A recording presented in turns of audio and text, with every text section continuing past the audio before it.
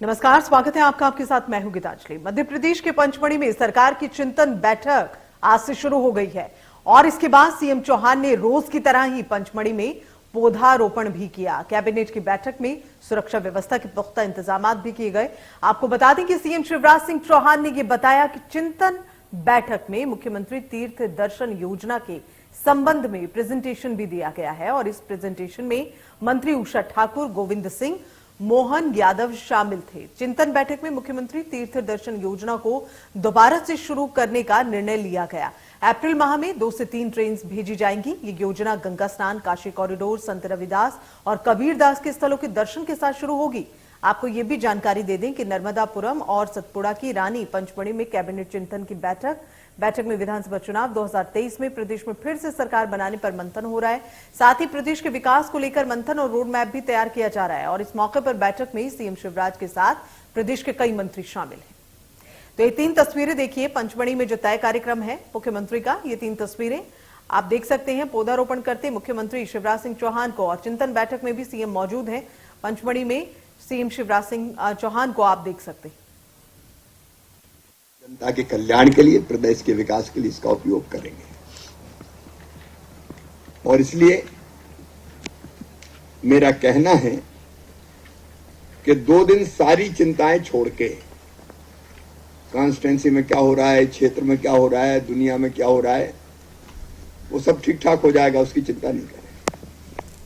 हम शरीर, मन, बुद्धि और आत्मा यही केंद्रित करें। मैं प्रारंभ में एक बात कहना चाहता हूं।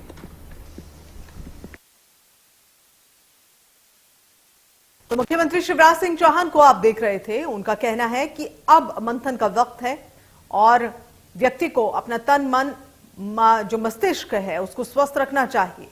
तो कुछ इसी तरह से ये जो तीर्थ दर्शन योजना को दोबारा से शुरुआत करने की बात हो रही है। अप्रैल माह में 2 से 3 ट्रेन जो हैं वो भेजी जाएंगी। फिर से तीर्थ दर्शन योजना की शुरुआत की जाएगी।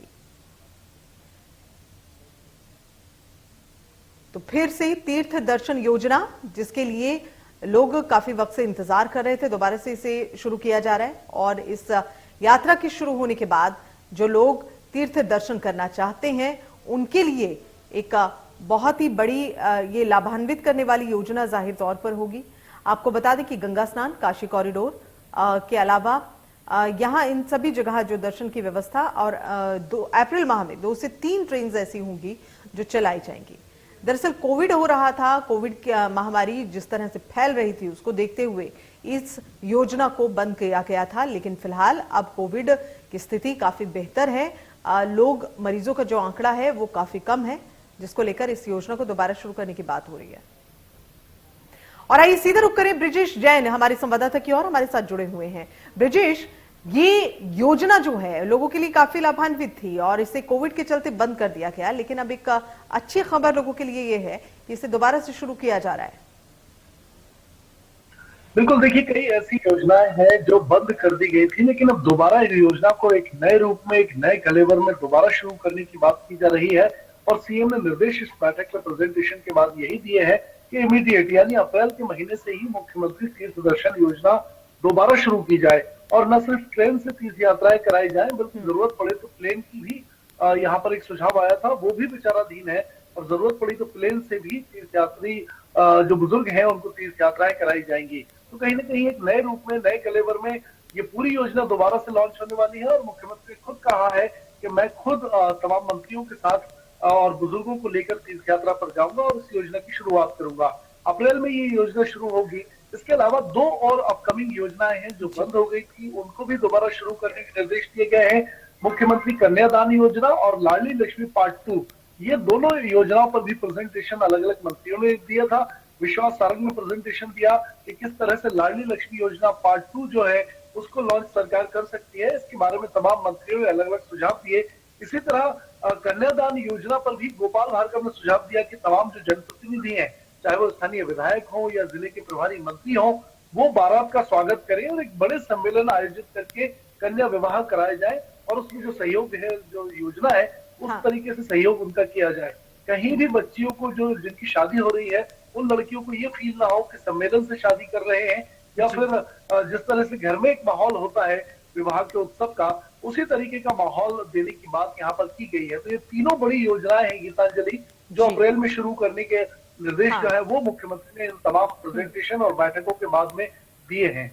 ब्रिजेश, इसके लिए बाकायदा बैठक भी हो रही है और इसे मंथन भी कहा जा रहा है। चारों ओर जो है हर तरह से, हर तरीके से मंथन जो हो रहा है, लेकिन आगे आने वाले वक्त में प्रदेश में जब जो चुनाव होने हैं उसको लेकर भी काफी हद तक हम देख रहे हैं कि तैयारियां भी चल रही। बहरहाल अगर हम बात करें यहाँ मुख्यमंत्री की इन बैठकों की, बातचीत हो रही है, अधिकारियों के साथ भी मुलाकात हो रही है, ये तय कार्यक्रम किस तरह से रहने वाला है, जरा ये भी बताएं।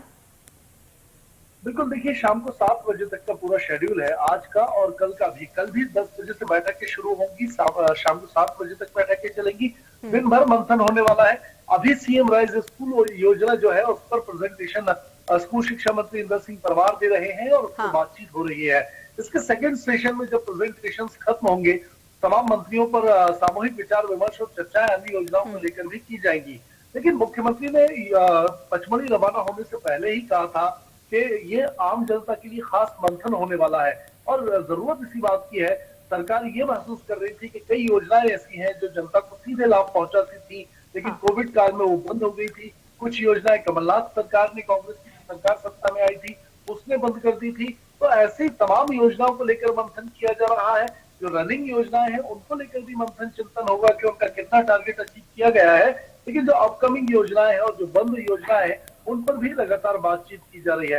तो सरकार इसी बात को लेकर चिंतन कर रही है कि आम जनता को क्या जरूरत है, क्या आवश्यकताएं हैं, और उसी आवश्यकता की पूर्ति करने के लिए सरकार कई योजनाएं लॉन्च कर रही है। कई बड़े ऐलान इस बैठक के बाद मुख्यमंत्री भी कर सकते हैं। जाहिर तौर पर ब्रिजेश, ये तीर्थ दर्शन योजना जो है प्रदेश में सबसे पहली शुरुआत यहां से हुई थी, फिर उसके बाद कई राज्यों में हमने इसे देखा है। लेकिन अगर हम बात करें, जैसे आपने कहा कि अप्रैल में से शुरू कर दिया जाएगा, तो लोगों के लिए, जो लोग इस योजना से काफी लाभान्वित होते थे, तो उनके लिए भी एक बड़ी बात है और एक अच्छी खबर, बेहतर खबर।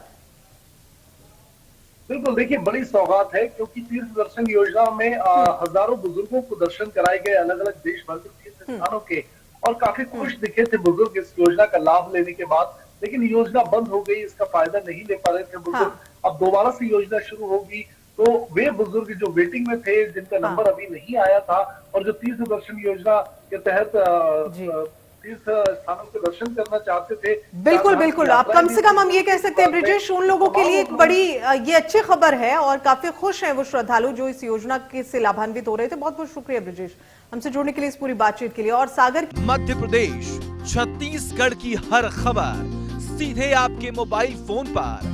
अभी सब्सक्राइब करें हमारा चैनल और पाएं पल पल की खबर।